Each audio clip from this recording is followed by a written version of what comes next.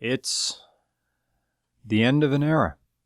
Please allow me to introduce myself. I'm the Mark III.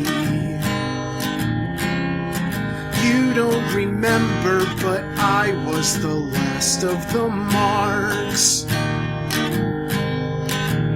I'm the car that you left on the floor.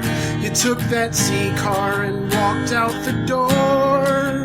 And I hate you for that.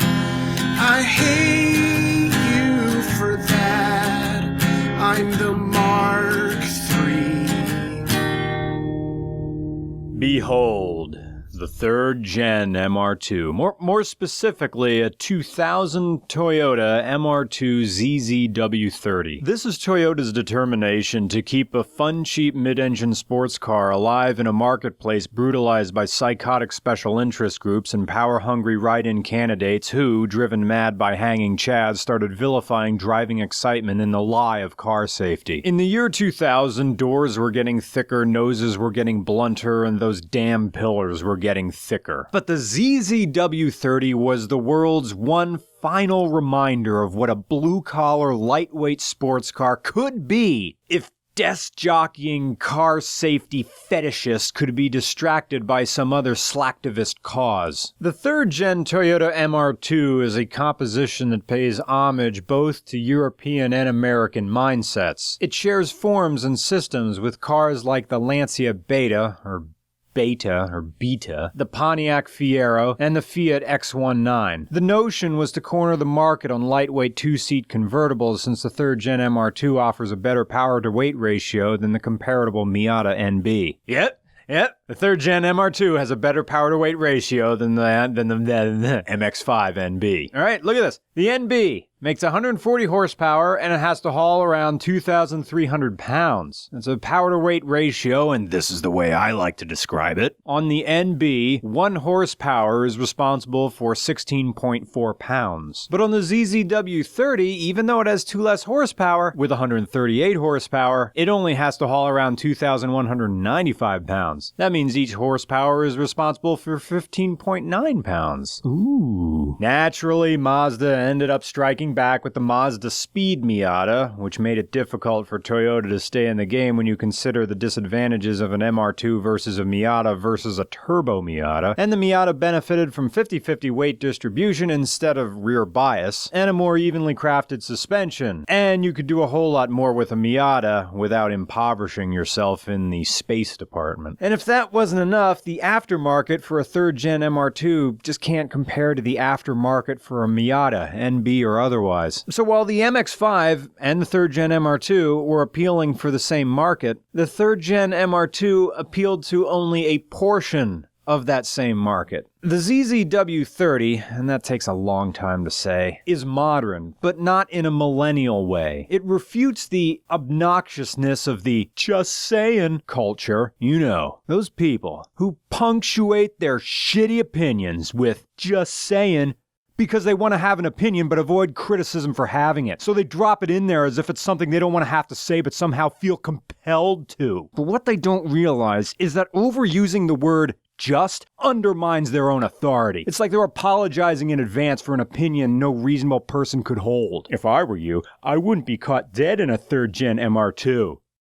Just saying. No, just saying. Defend yourself. Give me an opinion, a reason why you feel that way, instead of being that asshole who hides behind his own language. You've never read a challenging book, have you? You define your entire world by the way the world reacts to you, but you have no power, and that hurts. You have no language skills, and that hurts. And you don't know how to drive stick. Anyway, this model has an aftermarket spoiler, wheels, badging, and don't worry, that stuff is vinyl, it comes off, and it has larger wheels. Could be worse.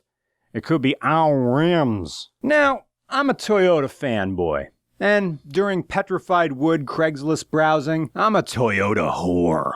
I'm into Toyota like a few of my buddies are really into GM. But I will be honest, the ZZW30 is useless. Notice how I don't even fit in a driver's seat, because an aftermarket subwoofer prevents the seat from moving back that last crucial inch. There is no trunk, unlike the AW11 and SW20, which both have trunks. It has no frunk, unlike the AW11 and SW20, which both have frunks. Unless you ditch your spare tire and turn its holder hole into a frunk like the owner did. Think of the MR2 trilogy as the Back to the Future trilogy. AW11 is Back to the Future Part 1. Yeah, classic 80s. Love it. Smile every time I see it. SW20, Back to the Future 2. Everything you liked about Part 1, but more. ZZW30. Part 3. Why is this a convertible? Why are we in the Old West? Where's the flying DeLorean? Where are the pop-up headlights? What's going on here? But the cast is all the same, and it has all the proper plot points and parts bin construction. Like Back to the Future Part 3, the Mark III took a while to grow on me. When I look at where we are now, this car was alright. Yeah, you can swap in the 2ZZ Celica GTS engine if you want, but the 1ZZ is enough. It's still an MR2, a lightweight, cheap, mid-engine car that looks way newer than it is. I mean, this is a 15-year-old car, and it still looks futuristic. It doesn't look caught in the early 2000 remixed prequel age. Even though it's not as practical as the AW11 and SW20, the ZZW30 was built to a higher standard. If you want a second car, or if you're already thinking about an MR2, buy the 3rd gen. Here's why. Because no matter how fresh a find you come across in an AW11 or an SW20, you're buying a project car.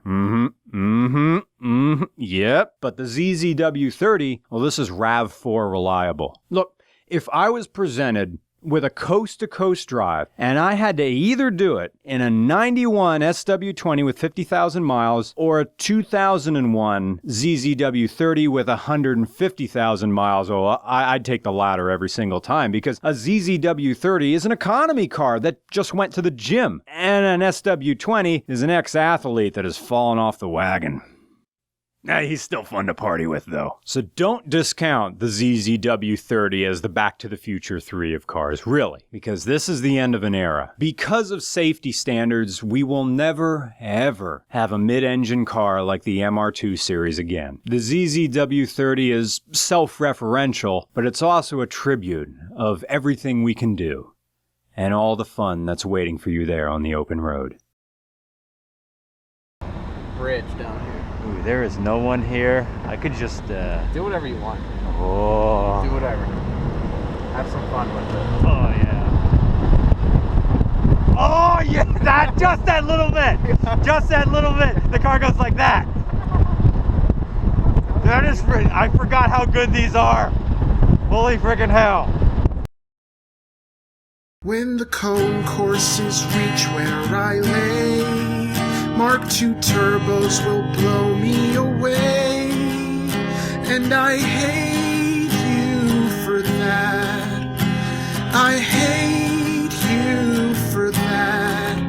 I'm the Mark III. I'm the Mark III. I'm the